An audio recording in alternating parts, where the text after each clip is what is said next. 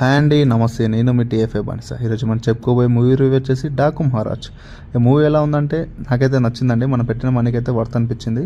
And మెయిన్గా movie చూసినాక నాకు మెయిన్గా అప్రిషియేట్ చేయాల్సింది ఒకరిని, అది బాబీ కొల్లి గారిని. చాలా బాగా హ్యాండిల్ చేస్తారు. తెలిసిన స్టోరీ అయినా, అది వరకు మనం చూసిన స్టోరీ అనిపించినట్లయినా దాన్ని హ్యాండిల్ చేసిన విధానం చాలా బాగుంది. స్క్రీన్ ప్లే అనేది చాలా బాగా వర్కౌట్ అయింది.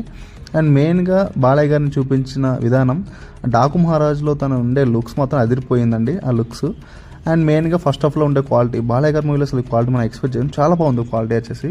అండ్ ఓవరాల్గా అయితే సినిమా నాకైతే నచ్చింది. అండ్ ఇంటర్వెల్ బ్యాంక్ అదిరిపోయింది. క్లైమాక్స్ అనేది నార్మల్గా వెళ్ళిపోయింది. ఇంకొంచెం క్లైమాక్స్ ఇంకా బాగా రాసుకుంటే ఇంకా బాగా వర్కౌట్ అయ్యేది movie. And coming to songs వచ్చేసి, సాంగ్స్ అనేది బాగాలేవండి. ఒక టైటిల్ సాంగ్ ఒకటి స్క్రీన్ మీద బాగుంది. అండ్ దవిడి దివిడే సాంగ్ ప్లేస్మెంట్ అయితే అస్సలు బాగాలేదు. అండ్ బీజిఎం వచ్చేసి అఖండ మూవీ రేంజ్లో అయితే అస్సలు లేదు. స్పీకర్లు బద్దలే రేంజ్లో అయితే ఇంకా అస్సలు లేదు. బాగుంది బీజిఎం, ట్రైలర్లో టీజర్లో చూపించిన బీజిఎం ఉంది, అది బాగుంది. కానీ దాన్నే మళ్ళీ తిప్పి వేసారనిపించింది నాకైతే. And coming to actors performances వచ్చేసి, బాలయ్య గారు వన్ మ్యాన్ షో అండి. 2 వేరియేషన్స్లో ఫస్ట్ హాఫ్ సెకండ్ హాఫ్లో చాలా బాగా చేశారు, తీశారు వన్ మ్యాన్ షో. మిగతా వాళ్ళు కూడా 9 రోజులు చాలా బాగా చేశారు. అండ్ ఓవరాల్గా మూవీ అయితే గుడ్, వెళ్ళి చూడొచ్చు ఫ్యామిలీతో. మీరు ఫ్యామిలీతో సంక్రాంతికి వెళ్తారంటే వెళ్ళి చూసి ఎంజాయ్ చేయండి. You liked it maybe.